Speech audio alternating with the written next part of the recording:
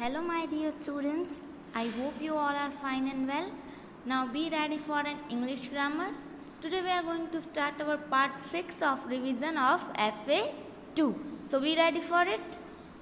Today we are going to start our revision of assignment 30, that is adverb. ये assignment मैंने आपको homework में दी थी. अगर आपने नहीं लिखी तो आप अब लिख लीजिएगा. अगर लिख ली है तो दोबारा नहीं देखनी. आज हम सिर्फ उसको रिवाइज कर रहे हैं, ठीक है. उसके बाद की जो है एक्सरसाइज है वो न्यू एक्सरसाइज है, वो आपको लिखनी है, ठीक है. पहले हम ये क्लियर कर लेते हैं. Exercise 1, underline the adverbs in this sentences. अब हमें यहाँ पर क्या करना है, जो भी एडवर्ब्स है उसके नीचे हमें अंडरलाइन करना है. First is he came early. अब आपको पता है कि हिंट क्या है एडवर्ब्स को आइडेंटिफाई करने की, कि ज़्यादातर एडवर्ब्स के पीछे ly होता है. तो यहाँ पर भी है, तो यहाँ हमारा एडवर्ब क्या हुआ, early. Second is they left the mall hastily. तो यहाँ पर आप देख सकते हैं पीछे ly है, तो ये भी हमारा एडवर्ब हुआ और हमें नीचे अंडरलाइन करना है. Third one is we must write the words neatly. अब हम वर्ड्स को लिखेंगे तो सही, पर किस तरह हमें लिखना है, नीटली. तो किस तरह, ये मैंने आपको बताया था कि एडवर्ब्स क्या करते हैं, किस तरह, कब, कैसे, वो सब आइडेंटिफाई करते हैं. तो यहाँ पर नीटली है तो वो आइडेंटिफाई करता है कि किस तरह लिखना है, और पीछे भी ly है तो ये हमारा क्या हुआ, एडवर्ब हुआ. Fourth is he looked at me curiously. अब यहाँ पर भी वो मुझे देख रहा था, पर किस तरह, क्यूरियसली. तो ये हमारा एडवर्ब हुआ. And the last is the beggar look at me helplessly. तो यहाँ पर भी हमारा एडवर्ब क्या है, हेल्पलेसली. तो हमें उसके नीचे अंडरलाइन करना है. Now we will see second exercise. Write the adjectives from the adverbs. अब यहाँ पर हमें एडवर्ब्स दिए गए हैं, उसके हमें क्या करना है, एडजेक्टिव्स लिखने हैं, ठीक है. फर्स्ट है इजीली. तो उसका एडजेक्टिव क्या होगा, इजी. अब इजी क्यों हुआ, क्योंकि यहाँ पर देखिए इजीली का स्पेलिंग अगर आप देखें तो पीछे y आता है और आगे कॉन्सोनेंट है s. तो हमें क्या करना है, y को रिमूव करके वहाँ i लगाकर ly करना है जब हम एडजेक्टिव में से एडवर्ब बनाते हैं. तो यहाँ पर इजीली है तो उसका एडजेक्टिव क्या होगा, इजी. हैवीली है तो उसका हैवी. ये सारे एग्जाम्पल इस टाइप के जो थे वो हमारी बुक में भी दिए गए थे. वाइडली है तो उसका हो जाएगा वाइड. ब्रेवली है तो उसका एडजेक्टिव क्या होगा, ब्रेव. और लास्ट इज साइलेंटली एडवर्ब है तो उसका एडजेक्टिव होगा साइलेंट. ये एक्सरसाइज आपने नहीं लिखी तो आप प्लीज़ लिख लीजिएगा, क्योंकि FA2 के लिए बहुत इम्पॉर्टेंट है. Okay, now we will see revision of assignment 30 adverbs. अब उसमें से अगर आपको MCQ आए तो किस टाइप के आएंगे, आज हम वो देख लेते हैं. The thief entered the house easily. ये हमारा सेंटेंस है. तो what is the adverb in this sentence. A thief, second easily, C है द हाउस, और फोर्थ इज यानी कि डी इज एंटर्ड. तो एडवर्ब देखिए यहाँ पर क्या है, ईजीली. हिंट के अकॉर्डिंग भी पीछे ly है, और थीफ घर के अंदर एंटर तो हुआ, पर किस तरह, इजीली. तो हमारा एडवर्ब क्या होगा, easily. So the answer is B, easily. Now we will see second one. John spoke to his mother softly. What is the adverb in this sentence. A softly, B John, C spoke, and the last is mother. तो यहाँ पर हमारा adverb क्या होगा, softly. तो यहाँ पर देखिए कौन सा ऑप्शन है, वो है ए. तो यहाँ पर आंसर आएगा A, softly. Now third one is she dressed himself differently for the marriage.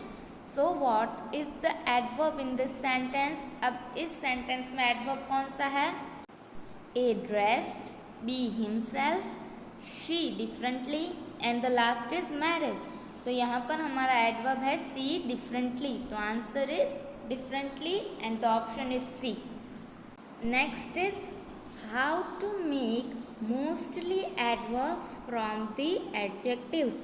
यानी कि ज़्यादातर एडवर्ब्स है वो एडजेक्टिव में क्या ऐड करने से बनते हैं, तो A is mostly made by adding SE, B is mostly made by adding XY, mostly made by adding TY, and the D is mostly made by adding LY.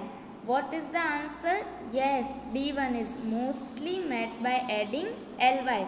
As you all know कि हम जब adjective में से adverb बनाते हैं तब ज़्यादातर adverbs के पीछे ly ऐड होता है.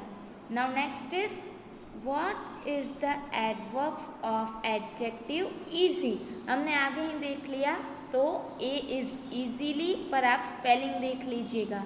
B is easily, C is easily and D is easily. यहाँ पर सबके प्रोनाउंसिएशन तो ऑलमोस्ट सेम है. तो आप क्या करेंगे? यस, स्पेलिंग को आइडेंटिफाई करना है. तो कौन सा आएगा? बी वाला, EASILY. हमने क्या किया है? EASY था, उसमें से Y को रिमूव करके I लगाया है और पीछे LY ऐड किया है. तो इजी का इस तरह से एडवर्ब बनता है EASILY. ठीक है, ये आंसर आएगा. आपको स्पेलिंग अच्छे से देख के फिर आंसर लिखना है. 6th one is what is the adverb of adjective common. तो यहाँ पर कॉमनली ही है सारे ऑप्शन. तो पर करेक्ट ऑप्शन कौन सा है? आपको स्पेलिंग देख के बोलना है. तो ए वाला, यस, कॉमनली ये आएगा. दूसरे जो स्पेलिंग है वो सारे इनकरेक्ट हैं. 7th is what is the adverb of adjective complete. अब यहाँ पर सारे में कंप्लीटली तो लिखा है, पर आपको क्या करना है? अगेन स्पेलिंग को आइडेंटिफाई करना है. तो आंसर क्या आएगा? सी. आप यहाँ पर देख सकते हैं COMPLETELY. ये जो स्पेलिंग है वो करेक्ट है. तो answer is C, completely. Okay, आपको बहुत अच्छे से स्पेलिंग देख के फिर ही आंसर लिखना है, अदरवाइज आपका आंसर रॉन्ग हो जाएगा. ठीक है. Next is and 8th is, यहाँ पर मैंने आप देख सकते हैं यहाँ पर ए लिखा है, क्योंकि ये जो हमारा क्वेश्चन है विच is not adjective from the following option. तो ये एक ही क्वेश्चन होगा कि नीचे दिए गए में से कौन सा एडजेक्टिव नहीं है. तो बी वाला है, उसमें भी क्वेश्चन सेम है, सिर्फ ऑप्शन चेंज हुए हैं. तो आपको बार बार क्वेश्चन लिखने की ज़रूरत नहीं है, आप सिर्फ ऑप्शन लिख के आंसर लिखना. क्वेश्चन ए, बी और सी में तीनों में सेम ही होगा जो मैंने ए के साइड में लिखा है. ठीक है. So the question is which is not adjective from the following options. A sweet, B smart, C kind and D is loudly. तो यहाँ पर हमारा आंसर क्या आएगा? लाउडली. लाउडली क्या है? एडवर्ब है, पीछे ly ऐड है. तो ये सारे जो है स्वीट, स्मार्ट, काइंड, ये सारे एडजेक्टिव है. और हमारा क्वेश्चन है कि कौन सा एडजेक्टिव नहीं है. तो यहाँ पर आएगा लाउडली, क्योंकि वो एडवर्ब है, इसलिए हमारा आंसर आएगा डी, लाउडली. सेकंड इज, अब उसमें क्वेश्चन सेम ही है, सिर्फ ऑप्शंस चेंज हुए हैं. ए रफली, B silent, C wrong and last is rude. तो यहाँ पर रॉन्ग, साइलेंट, रूड वो सारे एडजेक्टिव है ही, पर जो ए रफली है वो एडवर्ब है, इसलिए द आंसर इज रफली, क्योंकि वो एडजेक्टिव नहीं है, एडवर्ब है. सी, तो उसमें ऑप्शंस है A special, B quickly, C happy and D faithful. तो यहाँ पर स्पेशल, हैप्पी, फेथफुल वो सारे एडजेक्टिव है. क्विकली है वो एडवर्ब है, अगर क्विक होता तो वो भी एडजेक्टिव हो जाता, पर यहाँ पर क्विकली है तो आंसर आएगा क्विकली, क्योंकि वो एडजेक्टिव नहीं है. 9th is which is not adverb from the following options. अब ये जो ए और बी दिए गए हैं उसमें क्वेश्चन सेम होगा. मैंने ए में क्वेश्चन लिखा है, बी में सिर्फ ऑप्शन लिखे हैं, ताकि आपको एक ही जो क्वेश्चन है वो दो बार ना लिखना पड़े. विच is not adverb from the following options. अब हमें क्या करना है? जो एडवर्ब नहीं है उससे सिलेक्ट करना है. ऊपर के सारे क्वेश्चन में हमने एडजेक्टिव नहीं था, उससे सिलेक्ट करना था. अब यहाँ पर हमें एडवर्ब नहीं है, उससे सिलेक्ट करना है. Suddenly, B kind, C strongly और डी सैडली। तो यहाँ पर देखिए सारे में पीछे ly है, सिर्फ बी ऑप्शन है काइंड, उसमें पीछे ly नहीं है, तो ये हमारा एडवर्ब नहीं हुआ, एडजेक्टिव हुआ। तो the answer is be kind, क्योंकि अकॉर्डिंग टू सेंटेंस हमें जो एडवर्ब नहीं है उससे सिलेक्ट करना है। तो एडवर्ब के हिंट के अनुसार ए, सी और डी ऑप्शन है, वो क्या है, एडवर्ब है। बी वाला काइंड है वो एडजेक्टिव है, तो हमें यहाँ पर ये आंसर लिखना है।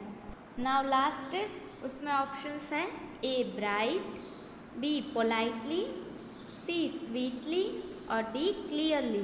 तो यहाँ पर कौन से एडवर्ब्स है, तो देख सकते हैं बी वाला पोलाइटली, क्योंकि पीछे ly भी है, फिर स्वीटली और क्लियरली। बी, सी और डी सारे एडवर्ब्स है और हमें क्या सिलेक्ट करना है, जो एडवर्ब नहीं है। तो यहाँ पर ब्राइट क्या है, एडजेक्टिव है, एडवर्ब नहीं है, इसलिए आंसर आएगा ए ब्राइट। आज मैंने जो आपको रिवीजन करवाया वो आपको कंपलसरी नोट में लिखना है, क्योंकि according to FA2's exam it is very important. Okay, revision में जो न्यू एक्सरसाइज देखी है वो तो आपको लिखनी ही है, साथों साथ होमवर्क भी अगर आपने नहीं लिखा, आपका पेंडिंग है, तो वो भी आपको ड्यूरिंग द रिवीजन लिखना है, क्योंकि एग्ज़ाम के लिए बहुत इंपॉर्टेंट है, मैंने आपको पहले ही बता दिया था।